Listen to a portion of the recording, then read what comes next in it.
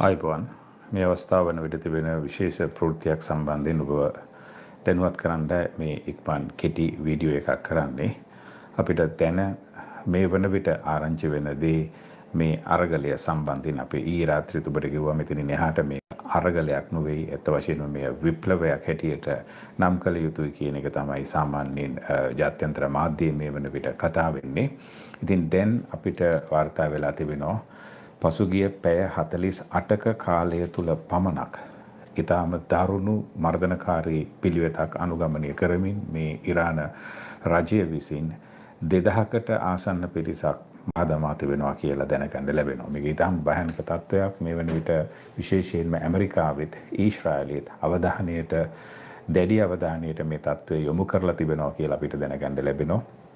විශේෂයෙන්ම රෝහල් වල වෛද්‍යවරු හරහා ලබා ගන්න තොරතුරු අනුවයි මේ දේවල් වාර්තා වෙන්නේ. මේ වන විටත් තවමත් ඉරානයේ අන්තර්ජාල සම්බන්ධතාවයක් නැහැ. ඒ වගේම බොහෝ ස්ථානවල විශේෂයෙන්ම ටෙහෙරාන් අගනුවරත් විදුලිය කපා දමා තිබෙන්නේ. ඒ නිසා අමතර ප්‍රශ්න රාශියක් ගොඩනැගිලා තිබෙනවා. මිනිස්සු බොහෝ දුරට මේ වන විට මුදල් අවශ්‍යතාවයකින් සිටිනවා. සියලුම අර ATM මැෂින් කියලා කියන්නේ මුදල් ගන්න කිසිම මැෂින් එකක් වැඩ කරන්නේ නැහැ. ඉතින් මේක ඉරානයටත් යම්කිසි විදිහක මේ අවස්ථාව අවශ්‍ය කරන්නේ උන්ට පුළුවන් තරම් උපරිම පීඩනය මේ අරගල කරුවන් මත එල්ල කරන්නයි. ඉතින් ඒ නිසා අපිට පේනවා ඊටාම දරුණු පීඩනයක් වුන් අරගල කරුවන් මත එල්ල කරමින් සිටිනවා. මේ අවස්ථාවේ මිනිසුන්ට මුදල් අවශ්‍ය වෙලා තිබුණත් මේ මුදල් ලබා ගැනීමේ විදිහක් වුන් සතුව නැහැ කියලා අපිට ආරංචි වෙනවා. විශේෂයෙන්ම විදුලිය නැති නිසා අපි දන්නවා කොහොමත් ATM machines වැඩ කරන්නේ නැහැ. එතකොට සමහර දේවල් යම්කිසි විදිහකට බැංකු වෙනත් ක්‍රමවලට ක්‍රියාත්මක වෙන්න යම් විකල්ප වැඩපිළිවෙළල් තිබුණත් ඒ හැම දෙයක්ම මේ වෙන විට නතර කරලා දමලා තිබෙනවා කියලා ආණ්ඩුවේ බලපෑම මත අපිට දැනගන්න ලැබෙනවා. ඒ වගේම තමයි තමුන්ගේ ජංගම දුරකථනයක්වත් උන්ට දැන් charge කරගන්න විදිහක් නැහැ කියන එක දැනගන්න ලැබෙනවා. ඉතින් ඊටාම දැඩි මර්ධනකාරී පිළිවෙතක් අනුගමනය කරලා පුළුවන් තරම් ජාත්‍යන්තරයට නිරාවරණය වීම නතර කරලා ලෝකයට තොරතුරු දැනගැනීමේ සියලුම සීමා මායිම් අවහිර කරලා අභ්‍යන්තරයෙන් ඕන් මොකද්ද කරන්නේ? දරුණු පාලනයක්, දරුණු මර්ධනයක්, මාරාන්තික මිනිමරු මර්ධනයක් කරගෙන යනවා කියන එක අපි මීට පෙරත් ඔබට වාර්තා කළා. නමුත් දැන් අපිට පේනවා මේ දේවල් සනාථ වෙමින් තිබෙනවා කියලා දැන් ලැබෙන වාර්තාවලට අනුව ඒ අනුව අපිට දැනගන්න ලැබෙනවා 1600ත් 2000ත් අතර ප්‍රමාණයක් කියලා තමයි කියන්නේ. හැබැයි සමහර වාර්තාවල තිබෙනවා මේක ඊටත් වඩා ඉක්මවා ගිය හැකි බව. ඉතින් ලොකු නොසන්සුන්තාවයක් තියෙනවා. ලොකු කන්ෆියුස් එකක් කියන්නේ වියවුලක් තිබෙනවා මේ අවස්ථාවේ මේ හරි දත්ත ලබා ගැනීම සම්බන්ධයෙන්.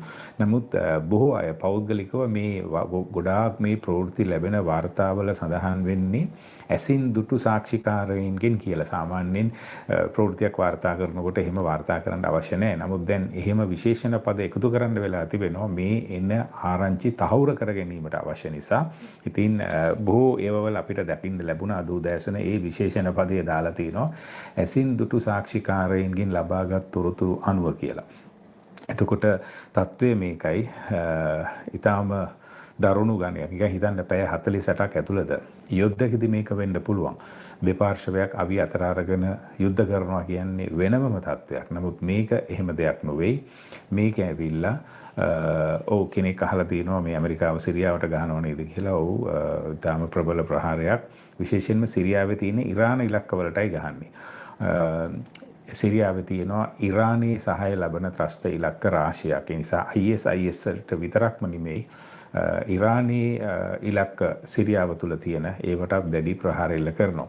ඉතින් අපි සාකච්ඡා කරමින් හිටියේ මේ මර්ධනය සම්බන්ධයෙන්ුයි. ඉතින් අපිට දැනගන්න ලැබෙනවා මේ අවස්ථාව වන විට මේ පැය 48 තුල පමණක් මේකයි මෙතන තියෙන බරපතල තත්වය. මේ ඇවිල්ලා සමස්ත දැන් වෙන මේ අද යන්නේ 14 නැත්නම් 15 වෙනි දවසේ 28 පටන් ගත්තේ. ඉතින් ඒ නිසා අද වෙනකොට තත්වය තමයි මේක 28 පටන් ගත්තා නම් මේ බොහෝ දුරට 15 වෙනි දවසේ විය යුතුයි. ඉතින් ඒ සමස්ත කාලය පුරාම ඉරානය විසින් මරා දමපු අය නොවේ මේ කතා කරන්නේ. පසුගිය පැය 48 දී පමණක් මරා දමපු සංඛ්‍යාව 2000කට ආසන්නයි. සමහර වාර්තාවල මූලාශ්‍රවල තියෙන මේක 2000ත් ඉක්මවා ගිය හැකියි කියලා.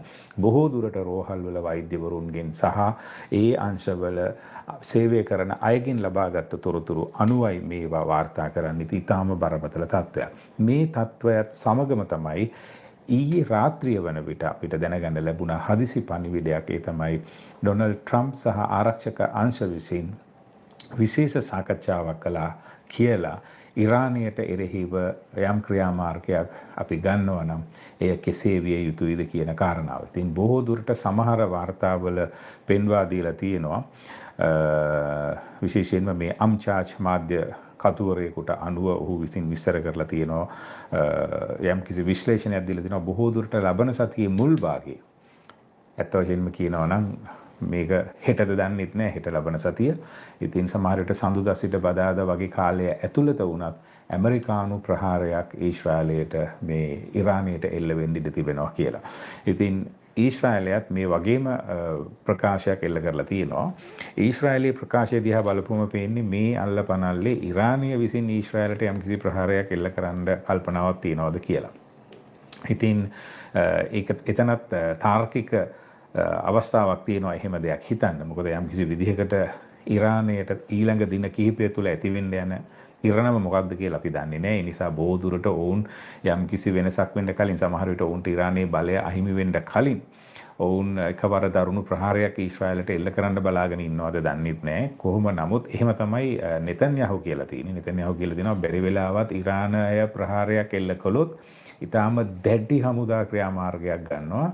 විශේෂයෙන්ම ඔහු කියලා තියෙනවා ඉතාම කෙටි වෙලාවක් ඇතුළත ඉරානයට දරුණු හානියක් සිදු කරනවා නිකන් හරි ඊශ්‍රායලයට ප්‍රහාරයක් එල්ල කළොත් කියලා. ඉතින් ඒ කියන්නේ ඊශ්‍රායලයට ප්‍රහාරයක් එල්ල කළයිද කියන සැකයත් මේ අතරේ තියෙනවා කියන එකයි.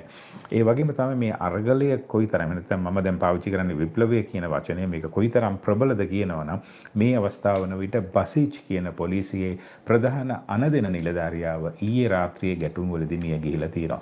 නිකන් හිතන්න යුනිට් එකක කමාන්ඩර් කෙනෙක් කියන්නේ ලොකු ආරක්ෂාවක් ඇතුව ඉන්න කෙනෙක්. ඉතින් මේ වගේ කෙනෙක්ව එල්ල කරලා ප්‍රහාරයක් එල්ල කරන්න පුළුවන් කියන්නේ කොයිතරම් ප්‍රබල විදිහට මේ අරගලය ඉදිරියට යනවා ඇද්ද කියන එකයි අපිට පේන්නේ. ඒ වගේම ඩ්‍රෝන ප්‍රහාරයක් හරහාත් ඒ විදිහට නායකයෙක්ව මරා දමා තිබෙනවා කියලා අපිට දැනගන්න ලැබෙනවා. ඉතින් ඒ ගැනත් පුංචි සැකයක් තිබෙනවා. මේ ඩ්‍රෝනිය ඉරාන අභ්‍යන්තරයේ ඉඳලාමයි ක්‍රියාත්මක වෙලා තියෙන්නේ.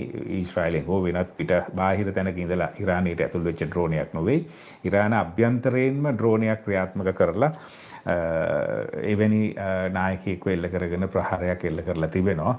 හරියටම මේ ලැබිච්ච දේවල් තහවුරු කරගන්න හම්බුනේ බොහෝ දුරට මේ බසිච් කමාන්ඩර්ට එල්ල වුණේ ඩ්‍රෝන ප්‍රහාරයක් විය යුතුයි. එතකොට එහෙමනම් තත්ත්වය අපිට පේනවා මේක තමයි දින 12 යුද්ධේ කාලෙදිත් සිදු වුණේ. බොහෝ දුරට ඉරානයේ ගුවන් ආරක්ෂණ පද්ධති වලට මුල් වටේ ප්‍රහාර එල්ල වුණේ ඉරාන ඇතුළෙම ඉඳලා ක්‍රියාත්මක වෙච්ච මොසාඩ් එකේ මෙහෙයුම් හරහායි. ඉතින් දැන් වෙනකොට මොසාඩ් එක පැහැදිලි ප්‍රතිඥාවක් දුන්නා අපි ඔබට සහාය දෙන්නේ ඉරානයෙන් එළියේ ඉඳලා නෙමෙයි ඉරානයේ ඇතුළේ ඉඳලා කියලා. ඉතින් ඔන්න ඉරානයේ ඇතුළේ ඉඳලා ඩ්‍රෝන ප්‍රහාරයකුත් ක්‍රියාත්මක වෙලා තියෙනවා. අපිට මේ අනුව පේනවා ඊටාම ප්‍රබල දායකත්වයක් මොසාඩ් එක මේ විප්ලවයේදී ඉරාන ජනතාවට ලබා දෙමින් ඉන්නවා කියලා. ඉතින් දැනට තියෙන අලුත්ම ප්‍රවෘත්තිය මේකයි. ඇමරිකාව බොහෝ දුරට ලබන සතිය වෙනකොට ඉරානයට ප්‍රහාරයක් එල්ල කිරීමේ හැකියාව ඉතාම ඉහළයි. සම්භාවිතාවය ඉතාම ඉහළයි. විශේෂයෙන්ම මම ඔබට සමහර විට අපේ ප්‍රවෘත්ති බලන කෙනෙක් නම් දන්නවා මේ ලින්සේ ග්‍රැහැම් කියන නම. ඔහු ඇවිල්ලා ඉතාම සමීපත මේ ඩොනල්ඩ් ට්‍රම්ප්ගේ. ඔහු මේ අවස්ථාවේ විශේෂ ප්‍රකාශයක් කරලා ඔහුගේ ප්‍රණාමය පුද කරලා තියෙනවා මේ විප්ලවයේ ජීවිත පූජා කරන අයටත්. මේ දක්වා ඉතාම නිර්භීතව ඉරාන මර්ධනයට මුහුණ දෙමින් ඉදිරියට අරගෙන යන මේ විප්ලවය කරගෙන යන හැම කෙනෙකුට ස්තුති කරලා ඔහු අවසානයේදී මෙහෙම කියලා තියෙනවා ඔබේ උපකාරය මග එන ගමන් ඉන්නේ කියලා. ඉතින් මේ සුළුපටු පුද්ගලෙක් නෙමෙයි මේ කියන්නේ. මේක ගොසිප් එකක් නෙමෙයි. මේක නිකන් අර කවුරු හරි අතින් දාපු විශේෂණ පදයක් නෙමෙයි මේ ලින්සේ ග්‍රැහැම්ගේ ප්‍රකාශය. ඔහු කියනවා ඔබේ උපකාරය මග එන ගමන. your help is on the way. එහෙමයි කියලා තියෙන්නේ. ඉතින් ඒ නිසා මේවා දිහා බලනකොට අපිට ඉතාම පැහැදිලි ඉදිරි දින කිහිපය තුළ බොහෝ දුරට ඇමරිකානු ප්‍රහාරයක් එල්ලෙමින් ඉඩ තිබෙනවා. මේකට සහාය දක්වන ප්‍රකාශ ඩොනල්ඩ් ට්‍රම්ප් පවා කළා. ඔහු කියනවා දැන් වෙලාව හරි අපිට පේනවා යම් කිසි විදිහකට ඇමරිකාව විසින් මේ අරගලකරුවන්ට සාධාරණයක් ඉෂ්ට කළ යුතු වෙලාව ඇවිල්ලා තිබෙනවා කියලා ඩොනල්ඩ් ට්‍රම්ප් පවා කියලා තිබුණා. අපි දන්නවා ඩොනල්ඩ් ට්‍රම්ප් ඊට පෙර කරපු ප්‍රකාශය තමයි මේක ඇමරිකා ග්‍රේඩ් එකෙන් වගේම මේක ඉරාන් ග්‍රේඩ් එකෙන් කියලා තියෙනවා. ඉතින් ලින්සේ ග්‍රැහැම් කියලා තියෙනවා ට්‍රම්ප් මොනවා හරි කිව්වා නම් ඒක ඔහු සැබවින්ම අදහස් කරනවා. ට්‍රම්ප් මොනවා හරි කිව්වා නම් ඒක අනිවාර්යෙන්ම වෙනවා. ඉරානය නැවත එහි ඉපැරණි ශ්‍රී බුබුහුතියට කැඳවමු කියලා ට්‍රම්ප් කිව්වා නම් ඒකේ අදහස් වෙන්නේ පැහැදිලිවම අයතුල්ලත් එක්ක ඒක කවදාවත් කරන්න බැහැ කියන එකයි. ඒ නිසා ට්‍රම්ප්ගේ මේ ප්‍රකාශයේ යථාර්ථය තමයි ඒ සඳහා ඉරානය නැවත එහි ඉපැරණි ශ්‍රී විභූතියට කැඳවීම සඳහා අයතුල්ලාව ඉවත් කරන්න ඕනි කියන එක තමයි ට්‍රම්ප් අදහස් කළේ කියලා යම් කිසි විස්තර අර්ථකථනයකුත් මේ දීලා තියෙනවා ලින්සේ ග්‍රැහැම් විසින්. ඒ නිසා දැන් වෙනකොට අපිට පේනවා ඉරාන අභ්‍යන්තරයේ නැගෙන රැල්ලත් සම්පූර්ණයෙන්ම අයතුල්ලවත් එපා ඉස්ලාමයත් එපා කියන එක ඒකම ඒ සටන් පාඨයම ඒ මතවාදයම දැන් ඉරානයෙන් පරිබාහිරව අවට ජාත්‍යන්තර ලෝකයේ ගොඩනැගෙමින් තිබෙනවා. විශේෂයෙන්ම ඔබ සමාජ මාධ්‍ය ඇසුරු කරන කෙනෙක් නම් සමහරට ඔබ දැනටම දැකලා ඇති ඉරානයෙන් පිට කෙරෙන සියලුම උද්ඝෝෂණවල සටන් පාඨයත් මේකයි death to dictator. ඒ කියන්නේ මේ ඒකාධිපතියට මරණය. සහ ඒ වගේම ඔවුන් ඉස්ලාමීය ජනරජයේ කොඩිය පාගනවා, ඒක ඉරනවා, ඒකට ගින තබනවා. ඒ කියන්නේ ඔවුන් කෙලින්ම පාලන තන්ත්‍රයේ වෙනසක් වගේම මේ ඉස්ලාමය දේශපාලනීය මිශ්‍ර ඉස්ලාමය. නැත්නම් ඉස්ලාමීය මිශ්‍ර දේශපාලනයත් ඔවුන් පැහැදිලිවම ප්‍රතික්ෂේප කරනවා කියන එක තමයි අපිට පේන්න තියෙන්නේ. ඉතින් විශේෂයෙන්ම මේක අද උදෑසන වෙන විට ප්‍රධාන පණිවිඩ දෙක මේකයි. පහුගිය පැය 48 ඇතුළත 2000කට වැඩි පිරිසක් මරලා තිබෙනවා කියලා තමයි දැනගන්න ලැබෙන්නේ.